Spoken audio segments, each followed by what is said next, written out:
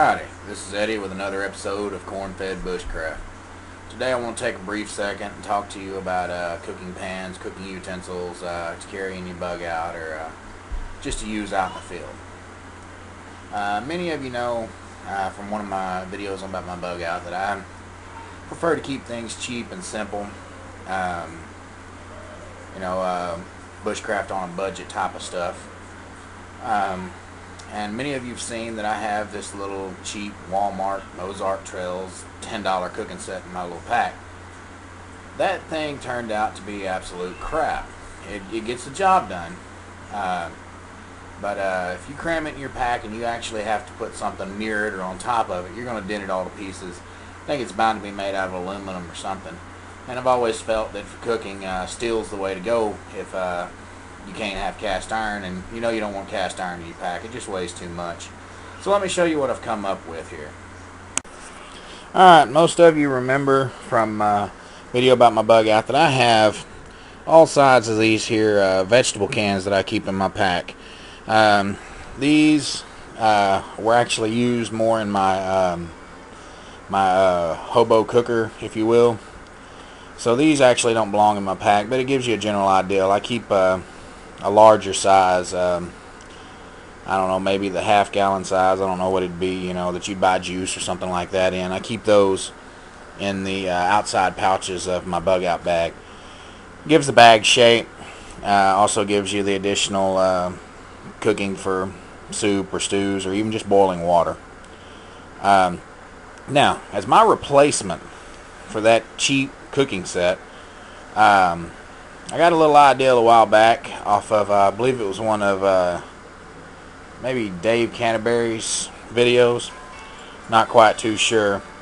But I want you to take a look at this. Alright, here we have my dollar store special. This is a large dog bowl, actually, for, just a large breed of dog. It's stainless steel. So this sucker's going to last forever. It withstands heat well. I don't know how well you can see it there on the bottom. Let's see here. You can see a little bit of burns there where I've used it. Withstands heat well. This is the large size. You can cook quite a bit in that. Inside of this, as you can see there, I mean, it's a pretty deep pan. You can see, just from how far down my hands go, all the way up to the knuckles. That is, a huge pan. And stainless steel. Very, very lightweight. Withstands heat very well.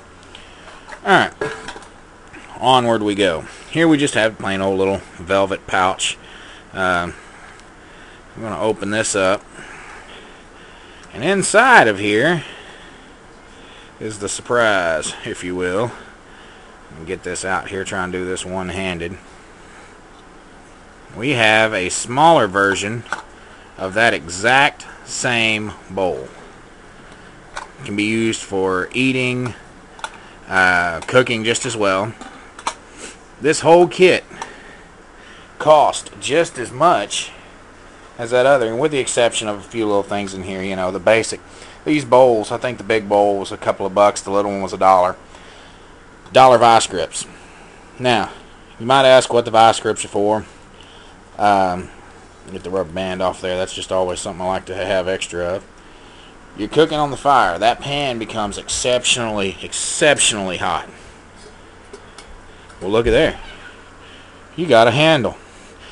You've got yourself a skillet, saute pan, whatever you want to use it for, and a $1 handle. Alright. Always try and keep spices. I'm a big fan of flavor in my food. There we have salt, pepper, extra salt right here. And over here we have chili powder. Can't go wrong with chili powder. Alright. This is my fire steel. Most of you have seen this, so I won't go into too much of a review about it, if you will. I think it was like $5 or $6, but I mean, you really don't have to have this in your cooking kit. It's just a nifty little place to store it. Keeps it out of my way. Alright. Here we have, and I have a pair of these because I try and set my bag up for me and my wife, folding spoons. This folds out into a full-size spoon. There's just no way around this. This is made by Thermos. Incredible idea. As you can see, it folds up into almost nothing. I've got 2 of them in here. They take up absolutely no room. And as you can see, I got a box of wet dry matches there. This whole kit, let's see, we got $2 there, $1 there, that's $3. Another $1 here. I think these little containers ran me about 50 cents a piece. So, you know, another $1 there. The seasoning's just stuff out of my cabinet.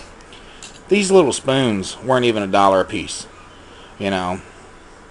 So, I mean, any way you look at it, you're coming out really cheap.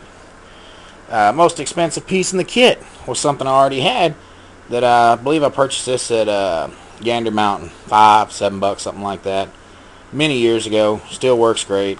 You know, got the little pouch or whatever to store Surefire in it. So no matter what the circumstances is, I'll always be able to cook. And since I carry cans like this in my pack, I'll always be able to have water. I won't have to wait to clean out my pan or have an empty pan to drink out, to boil water to drink out of while I'm eating. Water's right there boiling. As many of you know, I carry several of these steel containers. You see, there's another one right there hanging off my pack, so that I've always got plenty of water. And right there underneath that one is a 1-quart canteen. Water is an essential thing, and that's, to me, you know, to anybody, it's a necessity in the woods in any survival situation. So you can never have too much water or water containers. Plus, you know, the old rule of 1 is none, 2 is 1 type of thing goes right back to that. If you can actually carry the weight, do it. Carry the weight, because you lose one of these, you're going to be, you know, regretting it later down the line. But back to the point here.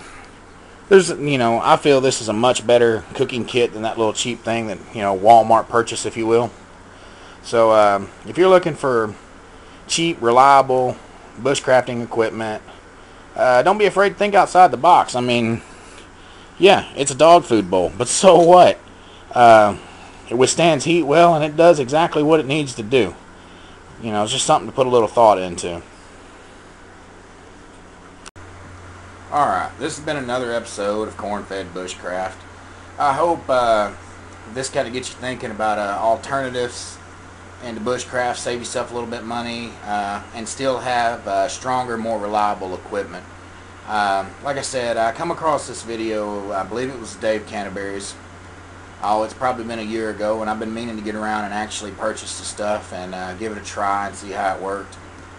And hit up the local dollar store, bought the containers, tried them out, and it was incredible. So, I mean, just a little bit of something to think about, you know, thinking outside the box, if you will. So, until next time.